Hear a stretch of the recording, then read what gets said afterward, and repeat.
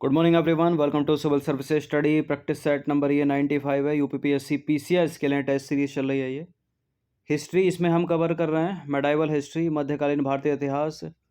उसमें भी मुगल काल चल रहा है अपना। ठीक है, तो 3-4 क्लास इस पे हो चुकी हैं। इस टेस्ट में उसी के आगे से कंटिन्यू करेंगे जहाँ तक हो गया था। इन सभी टेस्ट की आप फुल टेस्ट सीरीज प्राप्त कर सकते हैं। डिस्क्रिप्शन बॉक्स में नंबर है, उस पर कॉल या व्हाट्सअप करके। बाकी प्लेलिस्ट इसकी बना रखी है, वहाँ पर आप टेस्ट नंबर 1 से लेकर 95 तक पहुँच सकते हैं। डिस्क्रिप्शन बॉक्स में लिंक है। तो चलिए स्टार्ट करते हैं। पहला प्रश्न है, निम्नलिखित में से किस मुगल बादशाह ने अपने राज्य में न्याय की जंजीर लगवाई थी? बाबर ने, अकबर ने, जहांगीर ने या औरंगजेब ने?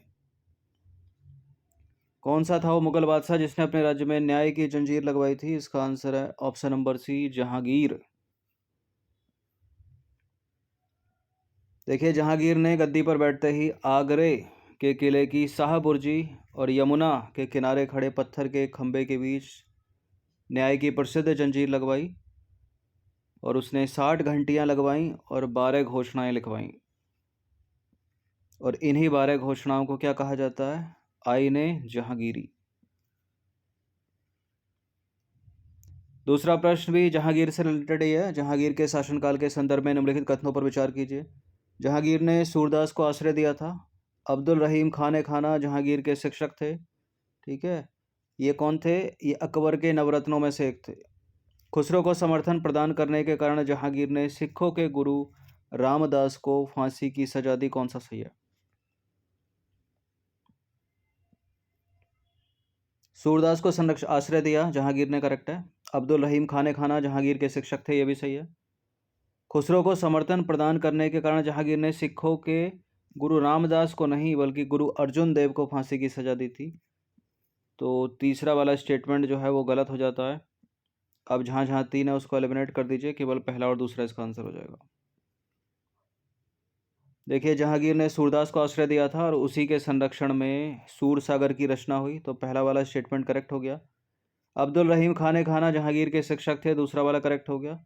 जहांगीर ने गद्दी पर बैठते ही सबसे पहले 1606 में खुसरो के विद्रोह का सामना करना पड़ा उसे, और खुसरो को सिखों के गुरु अर्जुन देव ने संरक्षण प्रदान किया। ठीक है, अर्जुन देव है, रामदास नहीं है। अतः जहांगीर ने उन पर राजद्रोह का आरोप लगाकर फांसी दे दी, इसलिए तीसरा वाला स्टेटमेंट गलत हो जाता है, क्योंकि रामदास की जगह अर्जुन देव होगा।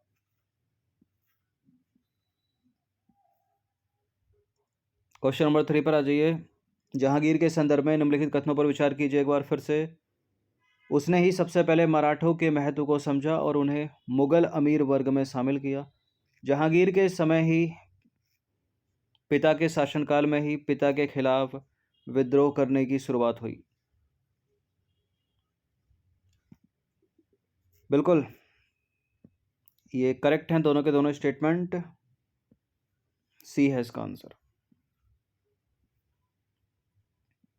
देखिए, जहांगीर ने ही साम्राज्य को सुदृढ़ बनाए रखने के लिए मराठों के समर्थन की आवश्यकता व महत्व को समझते हुए उन्हें मुगल अमीर वर्ग में स्थान दिया।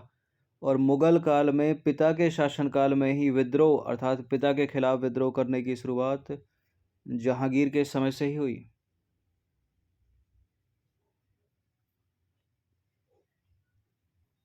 क्वेश्चन नंबर 4 पर आ जाइए। निम्नलिखित में से कौन सम्राट जेम्स प्रथम का दूत बनकर जहांगीर के दरबार में आया था?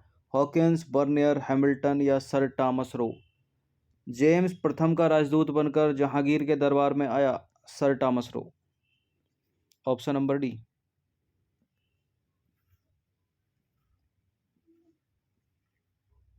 देखिए, जहांगीर के शासनकाल में हॉकिंस कंपनी के प्रतिनिधि के रूप में दरबार में आया और जहांगीर ने हॉकिंस को 400 का मनसब दिया।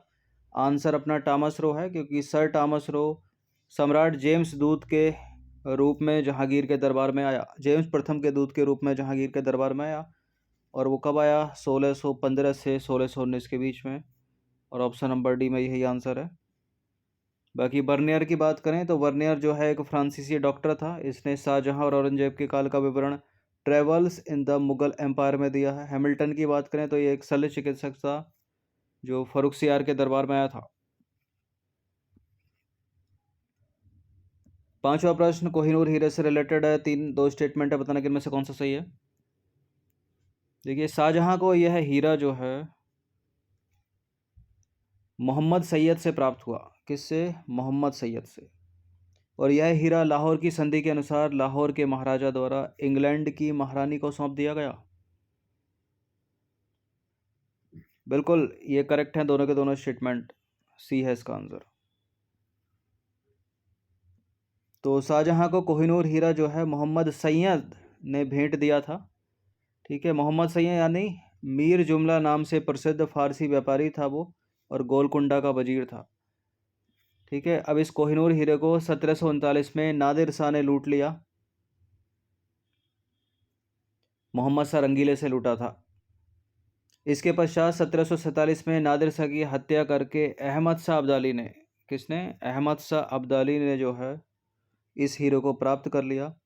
उसके बाद 1830 में शाह सुजा अफगानिस्तान का तत्कालीन पदमुक्त शासक था, उसने महाराजा रणजीत सिंह को यह हीरा जो है भेंट किया था। और 29 मार्च 1849 को लाहौर के किले पर ब्रिटिश ध्वज फहराया गया और पंजाब जो है ब्रिटिश भारत का भाग बन गया। और लाहौर संधि की एक महत्वपूर्ण शर्त के अनुसार कोहिनूर नामक रत्न या कोहिनूर हीरा शाह सुजा से महाराजा रणजीत सिंह द्वारा लिया गया और लाहौर के महाराजा द्वारा इंग्लैंड की महारानी को सौंप दिया गया। ठीक है,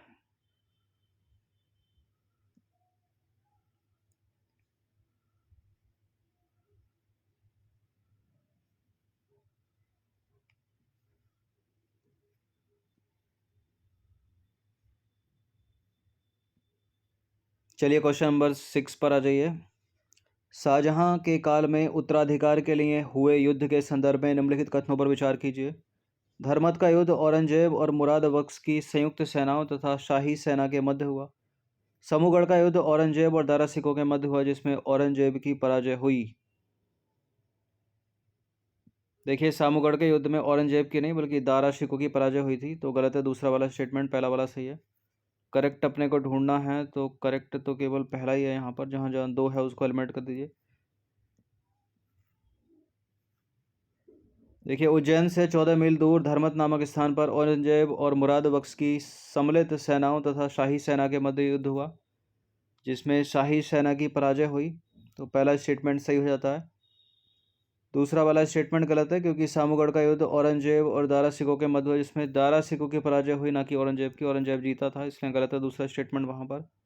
और इस युद्ध में दारा सिकों की पराजय का मुख्य कारण क्या था? मुसलमान सरदारों का विश्वासघात और औरंगजेब की कुशल सैन्य नेतृत्व क्षमता।